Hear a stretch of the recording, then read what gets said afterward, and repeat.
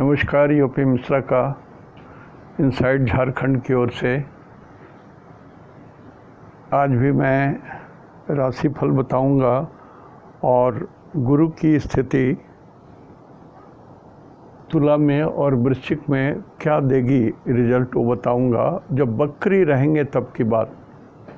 Forward चलते हुए मैं बोल चुका हूँ, बकरी रहते हुए मैं बता रहा हूँ दो का। बकरी रहते हुए रिजल्ट में कुछ परिवर्तन हो जाता है और उसको जानना ज़रूरी होता है। तो आज चैत माह शुक्ल पक्ष, आज तिथि 10वीं है। माता का चैती पूजा जो है माता का समाप्त हो चुका है, छठ भी समाप्त हो चुका है और रामनवमी भी समाप्त हो चुका है।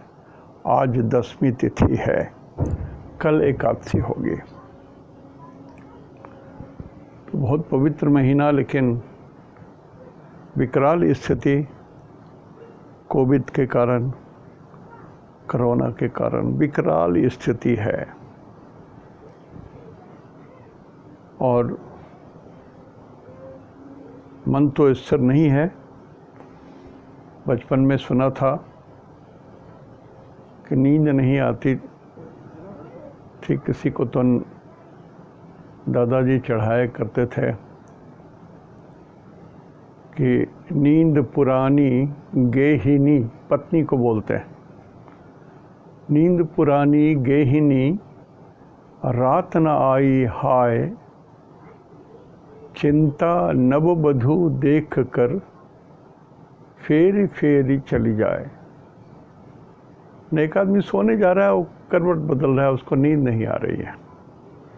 उसी पर ये व्यंग है कि नींद तो इनकी पुरानी गृहिणी है, पत्नी है, लेकिन वो आ नहीं पा रही है इसलिए कि उस व्यक्ति के दिमाग में नववधू, नई बहू, चिंता नाम के नई बहू आ गई है। तो बेचारी झांक झांक के पुरानी पत्नी चली जाती है। तो मैं उस स्थिति में तो नहीं हूँ, लेकिन हाँ, कुछ परिस्थितियाँ विपरीत हैं मेरी। और थैंक्स टू ज्ञानेश जी, वही सारा काम कर रहे हैं। ये टेक्निकल जितना चीज़ है वही कर रहे हैं। तो आज 10वीं तिथि है और अश्लेषा 8:15 तक है। उसके बाद सिंह राशि शुरू हो जाएगा। मघा 8:15 के बाद से मघा नक्षत्र चले आएंगे, सिंह राशि में चंद्रमा चले जाएंगे। तो हमने चंद्रमा को मघा में ही रख करके जन्म तारा केतु को मान करके प्रारंभ किया है, कारण कि वो तो 8:15 तक ही समाप्त हो जाते हैं। हाँ, और शास्त्रीय पूजा पाठ कर्म धर्म के लिए आश्लेषा ही माना जाएगा। सारे दिन तक आश्लेषा ही माने जाएंगे और तिथि 10वीं ही माने जाएंगे। लेकिन ज्योतिषीय गणना तो अंकों पर आधारित होती है। उसके हिसाब से 8:15 में चूँकि मघा नक्षत्र चले जाते हैं और सारा दिन मघा ही रहेंगे, रात में भी मघा ही रहेंगे, इसलिए मघा को आधार बांध करके मैंने नक्षत्र सिद्धांत की बात कही है। तो मघा नक्षत्र केतु का होता है। तो केतु के 3 नक्षत्र अश्विनी, मघा, मूल में जिनका जन्म हुआ है, आपको अपने शरीर की रक्षा करनी है। केतु जम्स को भी बोलते हैं, राहु विषाणु को बोलते हैं, लेकिन केतु जम्स को बोलते हैं। छोटे छोटे छोटे छोटे छोटे जो जम्स होते हैं। इसीलिए जब किसी के 5th हाउस में केतु रहता है तो हम लोग बोलते हैं कि इनके पेट में कीड़े हैं। बचपन में पेट में कीड़े थे, माता पिता ने दवाई दी होगी, थ्रेड वर्म वगैरह रहा होगा। तो चूँकि केतु के 3 नक्षत्र में अश्विनी, मघा, मूल होते हैं, इस कारण आप लोग थोड़ी अपनी हिफाजत करेंगे।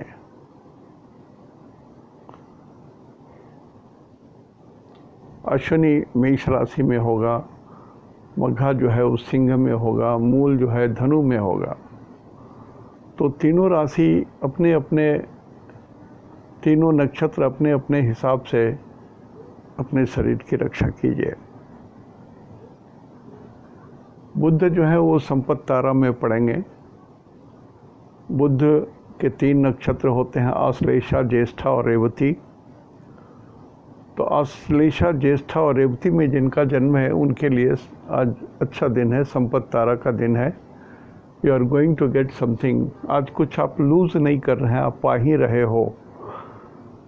अब पाने का मतलब अच्छी चीज़ों को पाना है, कोरोना पाना नहीं, अच्छी चीज़ों को पा रहे हैं आप। तो आपके लिए दिन थोड़ा फेवरेबल है, उपयोग कीजिएगा ढंग से। लेकिन हर हालत में सरकार जो बोल रही कि रोड पर बिना कारण मत निकलिए, बात मान लीजिए, उसमें मेरी भी सहमति जुड़ी हुई एस्ट्रोलॉजिकल। शनि के 3 नक्षत्र होते हैं, पुष्य, अनुराधा, उत्तरा, भाद्रा। तो पुष्य, अनुराधा, उत्तरा, भाद्रा ये विपत्त तारा में पड़ेंगे। It is in danger zone. तो आप तो बिल्कुल अपने घर में कैद रहें और चौखट को आप लक्ष्मण रेखा मान लीजिए। आप बाहर नहीं जा रहे हैं, घर के अंदर रहिए। कुछ बातें बोलता हूँ, अटपटा सा लगेगा, लेकिन मानने में भलाई है, मानने में ही भलाई है।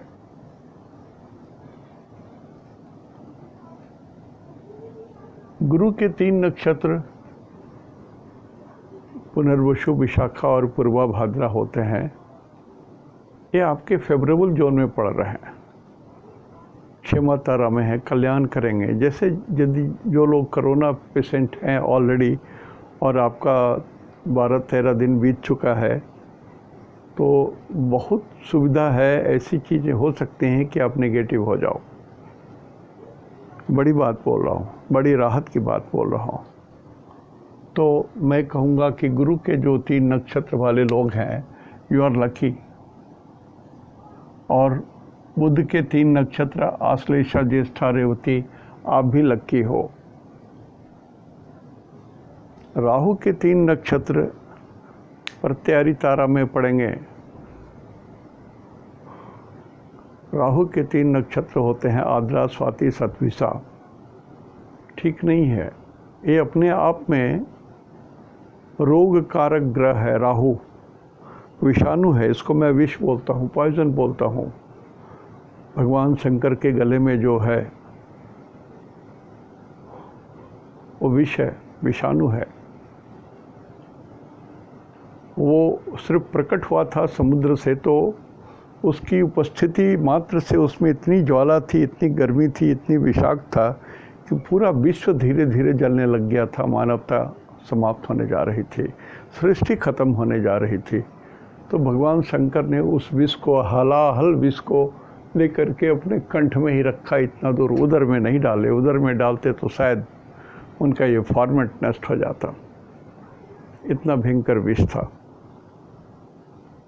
तो राहु के 3 नक्षत्र वाले बहुत सावधानी रखें, कुछ भी ऐसा ना करें कि आप संक्रमित हो जाएं, ऐसा ध्यान रखें। मैं जो बोल रहा हूँ प्लीज़ मेरी बात मान लीजिए, हाथ उठा करके बोल रहा हूँ। राहु के 3 नक्षत्र में जिनका जन्म है, आद्रा, स्वाति, शतभिषा, घर के अंदर बंद, घर के अंदर बंद, घर के अंदर बंद रहिए आप। ठीक है, एक दिन कोई आदमी नहीं भी खाएगा तो मरेगा नहीं, पानी पी के जी लीजिए, लेकिन बाहर मत निकलिए।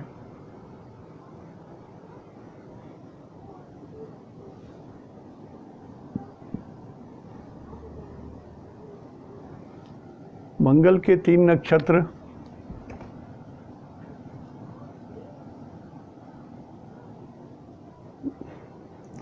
वृक्षरा, धनिष्ठा और चित्रा, मंगल के 3 नक्षत्र हैं। आज आपका दिन बहुत बढ़िया है, सक्सेस जोन में आपका दिन है। तो जो लोग बीमार हैं उनका रिकवरी होगा, जो लोग इंजेक्शन वगैरह लेने जा रहे हैं, कोविड का इंजेक्शन लेने जा रहे हैं, भरपूर काम करेगा आपका। मैं बोल रहा हूँ जिनका मंगल के 3 नक्षत्र में जन्म हुआ है, नहीं चिंता करें और अफवाह में मत आएं। जिनको इंसुलिन लेनी है कोविड की, आप ज़रूर ले लें। और वैसे भी दिन आपका सक्सेस का है। बहुत सारी चीज़ें बिना बाहर निकले फ़ोन के ज़रिए, मोबाइल के ज़रिए बहुत तरीके से आप कांटेक्ट स्थापित कर सकते हैं लोगों से। अभी दुनिया तो, वर्ल्ड तो धीरे धीरे पेपरलेस हो जाएगी, पेपर कारखाने बंद हो जाएंगे। जिस तरह से विश्व तरक्की करता जा रहा है, इवन आर्टिफिशियल इंटेलिजेंस भी इस तरह से बढ़ता जा रहा है कि यदि आपके बच्चे मंद बुद्धि के हैं तो उसको भी विकसित करने के नए नए तरीके उत्पन्न हो जाएंगे। जैसे मैं बोलता हूँ, यदि कोई बच्चा मंद बुद्धि का है तो संकष्टी गणेश का पाठ करता हो तो निश्चित रूप से उस बच्चे का मंद बुद्धि मिट जाएगा और तीव्र हो जाएगा। ये मेरा अनुभव है, अपनाया हुआ अनुभव है। बहुत बहुत बच्चों के ऊपर में है, कम से कम 15 से 20 बच्चों के ऊपर में मेरा अपनाया हुआ है। संकष्टी गणेश प्रणम्य शर्षा देवम गौरीपुत्रम नायकम भक्तावासम स्मरे नित्यम आयुः कामार्थ सिद्धये प्रथमम वक्रतुंडम च एकदंतम द्वितीयकम, ऐसे शुरू होता है ये संकष्टी गणेश। तो मंगल के 3 नक्षत्र वालों के लिए समय बहुत बढ़िया है, उपयोग कर लीजिए। चंद्रमा के 3 नक्षत्र रोहिणी, श्रवणा और हस्त, आज आपके लिए ये बाधक तारा है। बाधक बोलता हूँ लेकिन सही में इसका अर्थ है बद्ध तारा। मृत्यु के समान कष्ट होने की संभावना है जिनका जन्म चंद्रमा के 3 नक्षत्र में हुआ है, रोहिणी, श्रवणा और हस्त। जिनके जो सगे संबंधी आत्मीय लोग जो अस्पताल में भर्ती हैं और आप जानते हैं कि उनका चंद्रमा के 3 नक्षत्र में जन्म है, तो उनकी तीमारदारी बहुत बढ़िया से कीजिए, उनकी देख रेख बहुत बढ़िया से कीजिए। कोशिश कीजिए कि प्राणवायु नष्ट ना हो, समाप्त ना हो, और उनकी इम्यूनिटी घटे नहीं, इंतज़ाम करें तो कुछ सुधार होगा। लेकिन दिखता ऐसा है कि चंद्रमा के 3 नक्षत्र वाले लोग थोड़ा कष्ट में रह सकते हैं। भगवान ना करे ऐसा हो, मेरी वाणी गलत हो जाए, मुझे आनंद आएगा।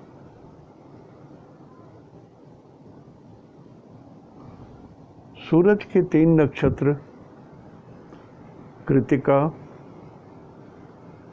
उत्तरा फाल्गुनी, उत्तराषाढ़ा, इसमें जिन लोगों का जन्म है उन लोगों के लिए समय फेवरेबल है, मित्रवत है। आपकी दवाइयाँ आपको सूट करेगी, आपके लिए किया गया हर काम फलित होगा पॉजिटिव। और यदि आप अस्पताल में भर्ती हैं तो बाहर भी निकल सकते हैं, मतलब छुट्टी भी हो सकती है। उसी तरह से शुक्र के 3 नक्षत्र भरनी, पूर्वा फाल्गुनी, पूर्वाषाढ़ा में जिनका जन्म है, आपका भी दिन इससे भी परम मित्र तारा में है, इंटीमेट जोन, फ्रेंडशिप जोन में आपका दिन है, बहुत बहुत फेवरेबल है। सो निश्चिंत रहिए, आपके सारे संकट भगवान खुद दूर कर देंगे जिनको आप पूजा करते हैं, प्रेयर करते हैं। और जैसा मैं सबों को बोला हूँ कि कृपया अपने इष्ट देव की पूजा करें इतने बड़े संकट में, कुल देवी की पूजा करें, और नवग्रह का 3 बार कम से कम रिसाइटल करें, पढ़ें। दिन में जो लोग पढ़ते हैं ठीक है, लेकिन संध्या सूर्यास्त के बाद गोधूली बेला और प्रदोष काल में अवश्य पढ़ें। ईश्वर आपके साथ रहेंगे। देखिए, ईश्वर के बिना पत्ता नहीं हिलता, इस बात को मान लीजिए। बहुत लोग नहीं मानते हैं, ठोकर जब खा लेते हैं तभी मानते हैं। तो ईश्वर पर श्रद्धा रखें, विश्वास रखें, बड़ा से बड़ा संकट टल जाता है। भगवान विष्णु का ध्यान करने वाले लोगों के लिए कहा गया है, पंगुम लंघयते गिरिम। लंगड़ा भी एवरेस्ट पहाड़ पर चढ़ जाएगा यदि भगवान की कृपा हुई। यत कृपा तम अहम वंदे। जिन पर भगवान की कृपा हो वो पंगु भी, लंगड़ा भी पहाड़ चढ़ जाएगा। तो ये तो शारीरिक कष्ट तो भगवान के लिए बहुत छोटी सी बात है।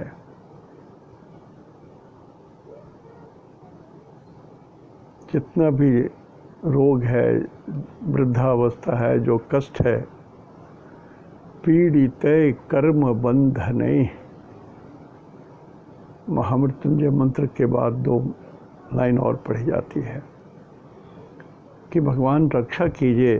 पिछले जन्म के जो कर्म हमने किया है उसके कारण हम पीड़ित हैं, ये रोग हमको व्याप्त है, ये कष्ट हमको व्याप्त है।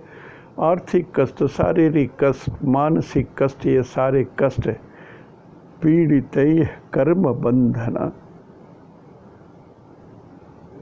कर्म के जो बंधन है, पिछले जन्म के किए हुए कर्म के जो बंधन है, उसके कारण मैं पीड़ित हूँ। तो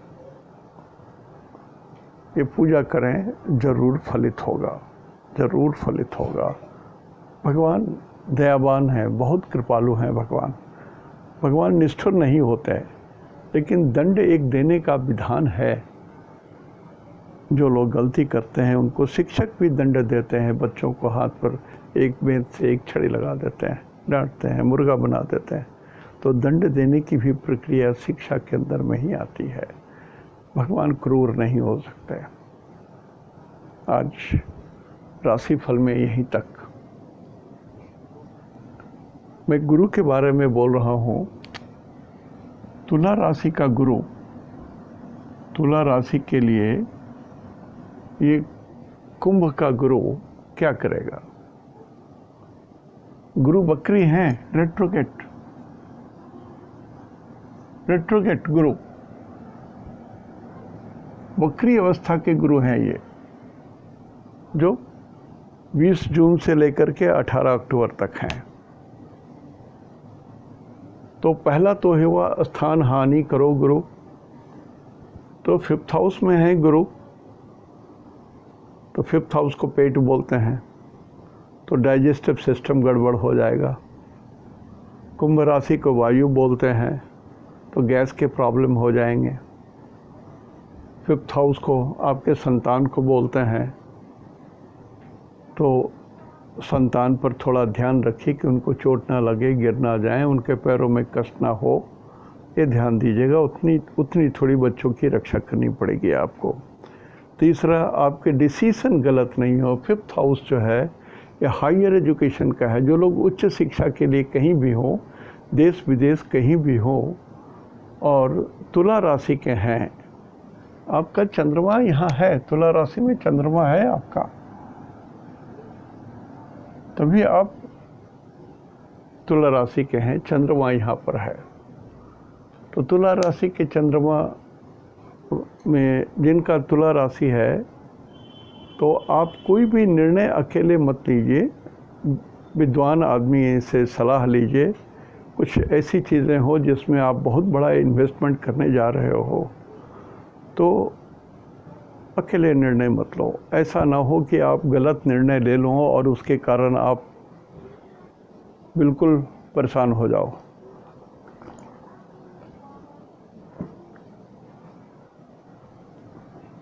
एक, चूँकि ये बकरी चल रहे हैं इसलिए इनके 9 नंबर भी गड़बड़ हैं। 9 नंबर में जो चीज़ है सब गड़बड़ है। 9 नंबर आपके अनुज का घर है, आपसे ठीक छोटे, नेक्स्ट बॉर्न आफ्टर यू, उनके लिए भी थोड़ी सी गड़बड़ी हो सकती है, इसमें दिखाई देता है। पूर्ण रूप से तो उनकी अपनी कुंडली में दिखाई देगा। उसके बाद आपकी पर्सनैलिटी लेट डाउन हो जाएगी 9 नंबर के कारण। 9 नंबर नी को बोलते हैं, ठेवना को बोलते हैं, उससे भी चोट आ सकती है। और अभिमान के कारण अपने को आप अधिक अभिमानी बनाओगे कि हम बहुत जानते हैं, आपसे अधिक जानते हैं, और मेरे बाहों में बहुत बल है, मैं बलशाली हूँ, मेरे पास बहुत शक्ति है, सामर्थ्य में बहुत धनी हूँ, मैं कुछ भी कर सकता हूँ। ऐसे बहुत सारे लोग हैं धरती पर जो अपने को ईश्वर से भी बड़ा समझते हैं। और यदि आप तुला हैं तो आप समझ लीजिए आपकी हालत ख़राब हो जाएगी, सावधान रहिए। दूसरा, गुरु के दूसरे अंग होते हैं 12 नंबर। तो 12 नंबर भी आपका गड़बड़ है। 12 नंबर हुआ छठे घर में। जनरली छठे घर मामा जी को बोलते हैं, माँ से ठीक छोटे जो हैं। तो माता जी से जो छोटे हैं उनके लिए भी समय ठीक नहीं रहेगा 20 जून से 18 अक्टूबर तक, जब गुरु बकरी अवस्था में रहेंगे, उनके लिए भी समय ठीक नहीं रहेगा।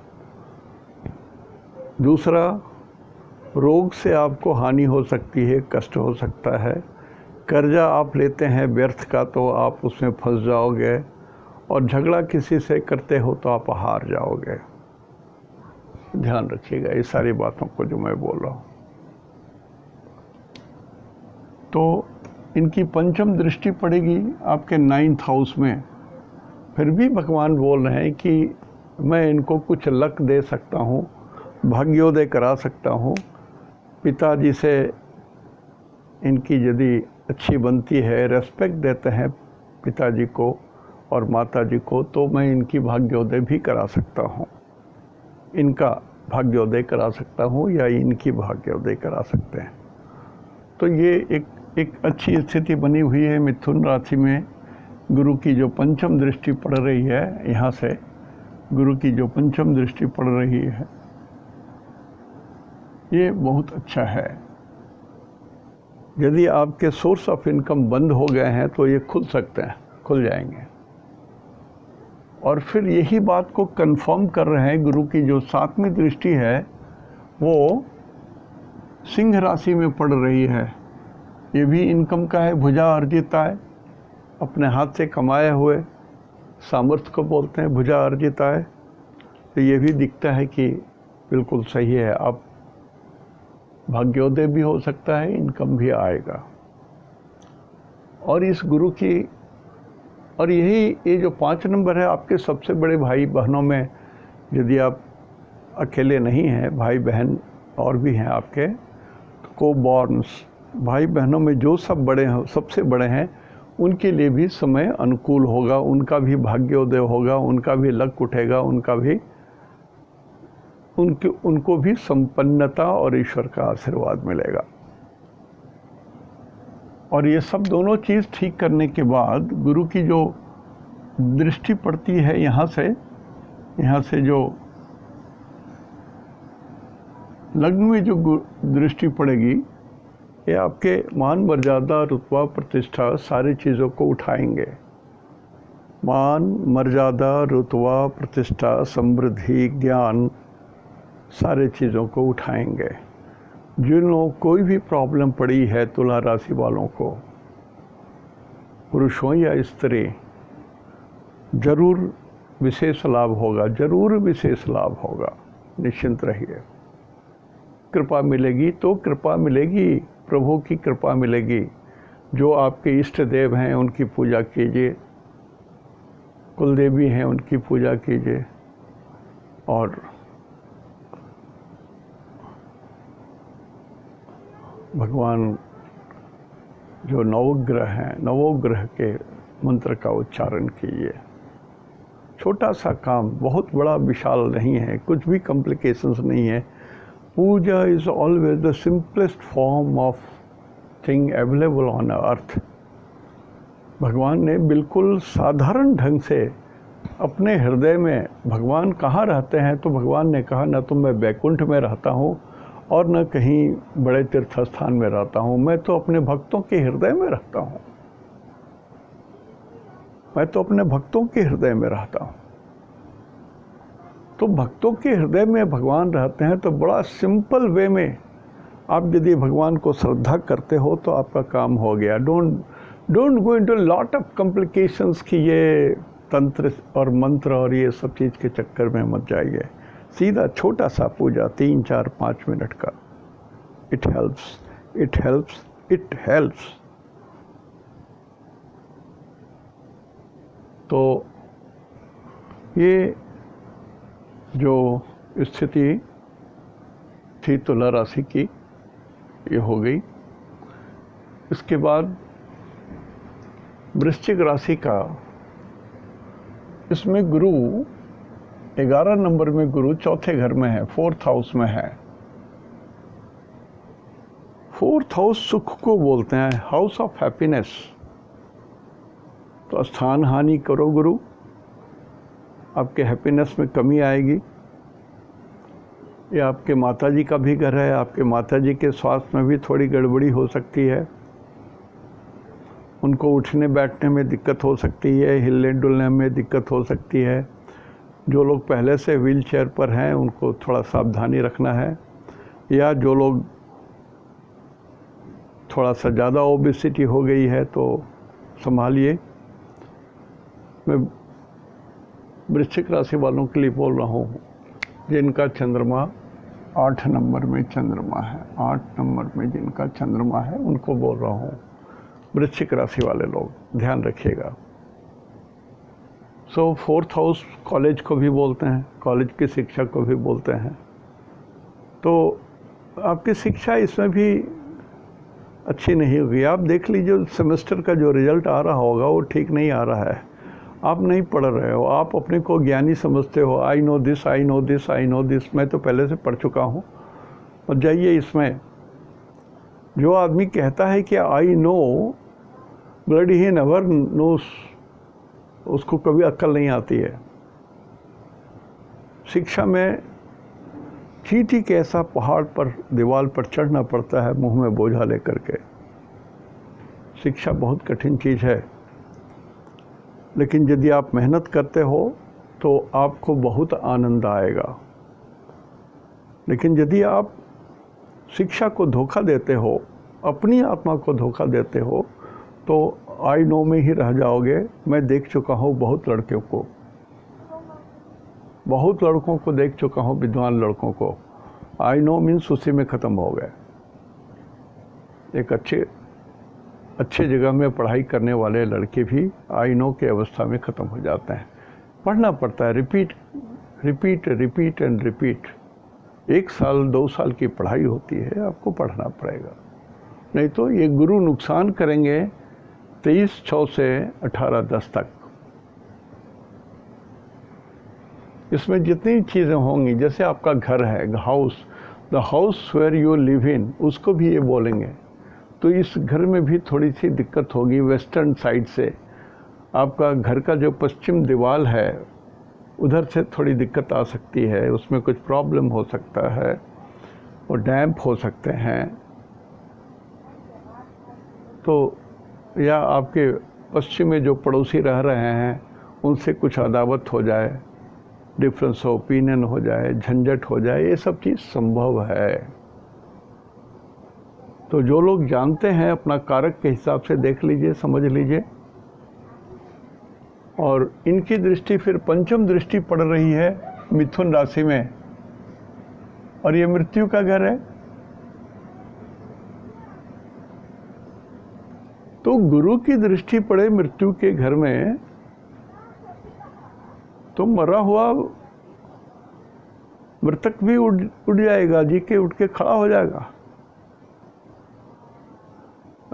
मृतको अपि जायते, जीवित होकर के चलेगा। गुरु की दृष्टि पड़ती है तो कोरोना तो आपको कुछ नहीं बिगाड़ सकेगा, जो वृश्चिक राशि वाले हैं। कष्ट हो सकता है। नेग्लेक्ट करोगे, जो सिस्टम है उसको पालन नहीं करोगे तो कष्ट हो सकता है, ये तो सही है। और ख़ास करके कष्ट होगा आपके गला में। 3 नंबर गले को बोलते हैं, कंठ को बोलते हैं। खांसी हो जाएगी, जल्दी छूटेगी नहीं खांसी, बहुत मेहनत करना पड़ेगा, थायराइड चेक कराना पड़ेगा और विशेष इंतजाम करना होगा आपको। लेकिन आप मरोगे नहीं, इसकी गारंटी मैं देता हूँ। मैं भगवान नहीं हूँ कि गारंटी दूँ, लेकिन मैं भगवान का बंदा हूँ ज़रूर, उन्हीं की भाषा में बोलता हूँ। मैं अपनी ओर से अपने इच्छा का 1 बूंद का करोड़वां हिस्सा भी नहीं मिलाता। तो वृश्चिक राशि वाले लोग उपयोग कर लें ये अपॉर्चुनिटी को, बहुत बढ़िया अपॉर्चुनिटी आपके पास है। पंचम भाव में भी गुरु की दृष्टि पड़ेगी डायरेक्ट यहाँ, तो आपके कर्म में वृद्धि होगी। जो लोग नौकरी में नहीं हैं, आपकी नौकरी हो जाएगी। जो लोग नौकरी कर रहे हैं, आपका रुतबा बढ़ जाएगा, प्रमोशन हो सकता है, रुतबा बढ़ेगा, मर्यादा बढ़ेगा, सक्सेस होगा, आपको लोग पूजेंगे, आपकी प्रतिष्ठा बढ़ेगी। सूरज है ना, सूरज का 5 नंबर है, रोशनी, लाइट, आप प्रसिद्ध होगे। कर्म के कारण आप जो काम करते हो, आप अपने कर्म के कारण, ज्ञान के कारण, अपने प्रकाश के कारण आप फेमस हो जाओगे और सक्सेसफुल होगे। यहाँ से फिर यहाँ दृष्टि पड़ेगी 7 में।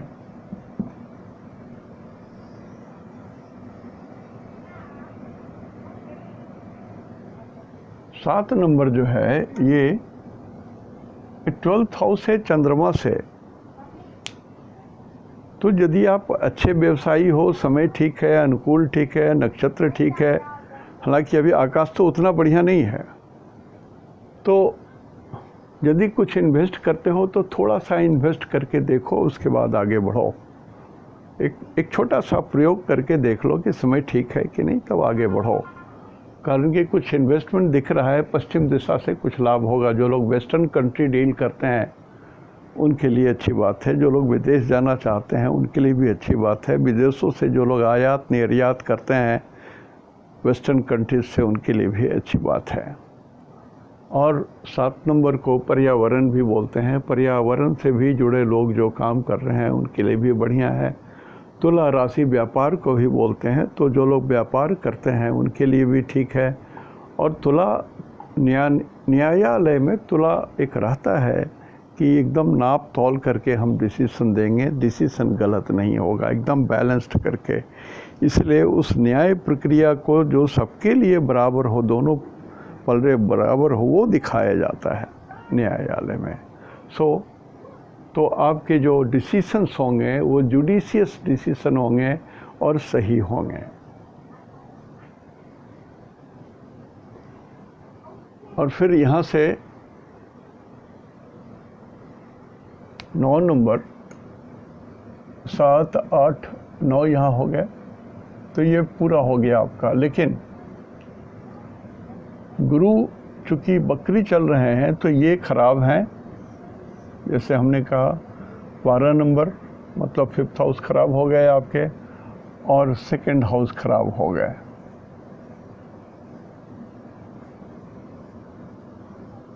तो 5th हाउस खराब हो गए तो बाल बच्चों पर नज़र रखिए। जो लोग हायर एजुकेशन के लिए कहीं भी गए हैं, ध्यान रखिए, अपने स्टडी पर कंसंट्रेट कीजिए। और जिनको डाइजेस्टिव प्रॉब्लम है वो अपने स्वास्थ्य के विशेष ध्यान दें। भोजन तदनुरूप करें, कुछ आलतू फालतू भोजन ना करें। और 9 नंबर जो है ये परिवार को बोलते हैं, कुटुंब को बोलते हैं, धन को बोलते हैं, मौरूसी संपत्ति को बोलते हैं, जो दादाजी से पिताजी, पिताजी से फिर आपको आएगा, ऐसे भी संपत्ति को बोलते हैं। तो यहाँ पर भी कुछ गड़बड़ी दिख रही है, तो अभी कुछ भी करने का नहीं है। Let the period be over, इस संक्रमण का काल समाप्त हो जाए। पता नहीं, डर लगता है। जिस कंट्री को हम लोग बदनाम कर रहे हैं वो बोलता है मैं ऐसे 100 और कार लैब बना रहा हूँ। क्या चाहता है वो व्यक्ति। पर पीड़न में इतना आनंद, लाखों लाख लोग मर जाएं लेकिन मनुष्य हैं या कोई दूसरे जीव है। तो वृश्चिक राशि वालों के लिए भी अभूतपूर्व समय है, अभूतपूर्व समय है। अब राशि के हिसाब से कुछ बात बोल देता हूँ कि कौन सा राशि अभी सबसे बली है। सही में अभी भी कुंभ राशि बली है। तो कुंभ राशि की जैसे भी स्थिति हो, जैसे हमने कहा कि वृश्चिक राशि के लिए कुंभ राशि में ही गुरु है और कुंभ राशि सबसे बली है, तो स्थान हानि करो गुरु, बली बात तो है, लेकिन है तो बहुत बली। तो हो सकता है आंधी तूफान बरसात से आप बच जाएं, इसकी भी स्थिति हो सकती है। और यहाँ भी कुंभ राशि 5th हाउस को बोलते हैं। तो कुंभ राशि जिसमें गुरु हैं वो बहुत बली हो गया है। और मैं बराबर बोलता हूँ कि जो बली ग्रह होते हैं वो नुकसान कम करते हैं या नुकसान नहीं करते हैं। एग्जाम्पल देता हूँ, एक बराबर हुई कि गुंडे को भी इलेक्शन में जिता दो, नेता बन जाएगा तो हाथ जोड़ करके प्रणाम करता हुआ चलेगा, गरीब से गरीब आदमी को भी प्रणाम करेगा। तो गुरु तो भगवान है, स्वयं भगवान है, और इनका ऐसे घर में बैठे हुए हैं जो सबसे बली है, सबसे बड़ी अट्टालिका है, सोने की अट्टालिका है, उसी में भगवान गुरु बैठे हुए हैं। तो कुंभ राशि वालों के लिए बहुत ही बढ़िया संयोग है। कुंभ राशि के बाद कन्या राशि के लिए भी समय लगभग उतना ही अनुकूल है जितना तुला राशि है। तो कन्या राशि भी बहुत बली है। जिनका कन्या राशि है या कन्या लग्न है, वो भी आप समझ लीजिए कि समय आपका ठीक है। मैं नाव नक्षत्र सिद्धांत से भी यदि उसमें कुछ गड़बड़ी आ रही हो, तभी भी आप समझिए कि न्यूट्रलाइज हो गया।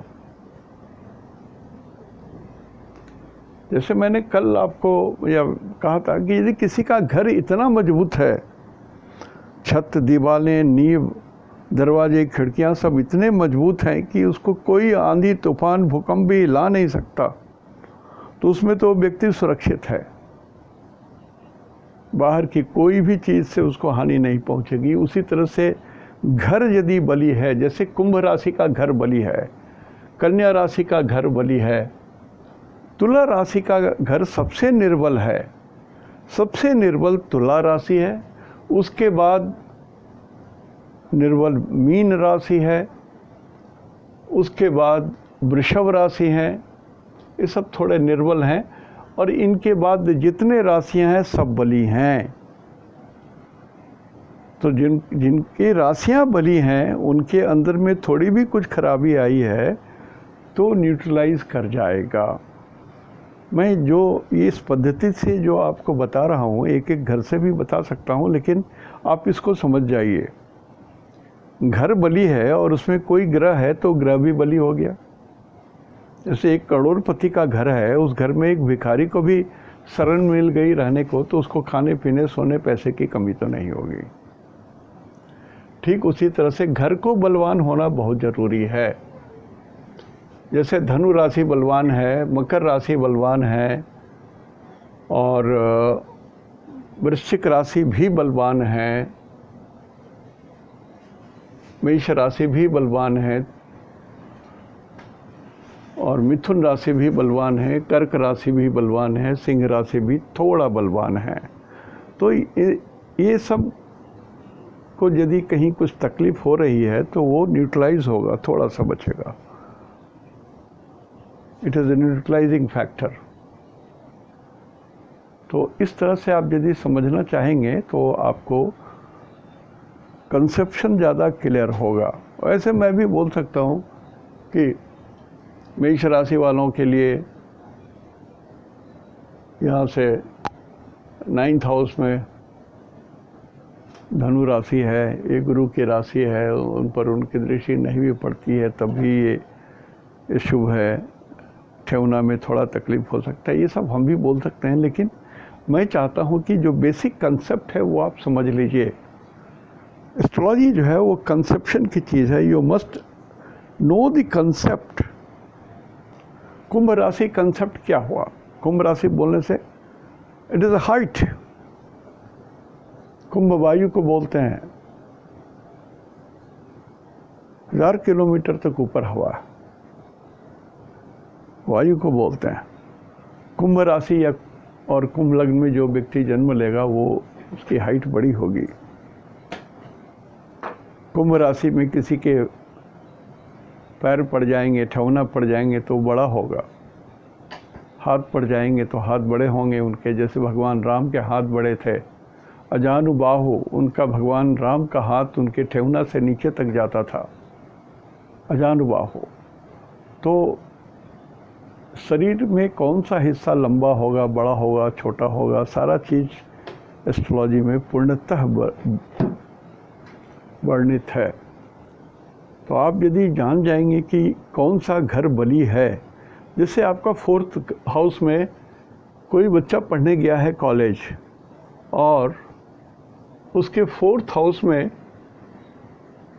कुंभ राशि पड़ता है, वृश्चिक राशि की बात बोल रहा हूँ, 4th हाउस में कुंभ पड़ता है, तो गुरु स्थान हानि करो, गुरु में कितना भी गुरु तंग करेंगे फिर भी वो कुंभ राशि में है, वो घर टूटेगा नहीं, सबसे स्ट्रॉन्गेस्ट है, लोहे से भी कठोर धातु से बना हुआ है, वो नहीं हिलने वाला है, टूटने वाला नहीं है, सुरक्षित है वो कॉलेज में बढ़िया मार्क्स लाएगा ही, पास करेगा ही और अपना झंडा गाड़ेगा ही। लेकिन हाँ, पसीना छूट जाएंगे उसके, पसीना छूट जाएंगे उसके कुंडली में जितने घंटे पढ़ने चाहिए वो लिखा हुआ है। किसी के कुंडली में लिखा रहता है कि 7 hours is equal to 100 marks, किसी के कुंडली में लिखा रहता है 14 hours is 100 marks is equal to 100 marks, तो उसके हिसाब से पढ़ना पड़ता है। तो आज यहीं तक। इति शुभम तेहन दो निनाग्ये जोहार।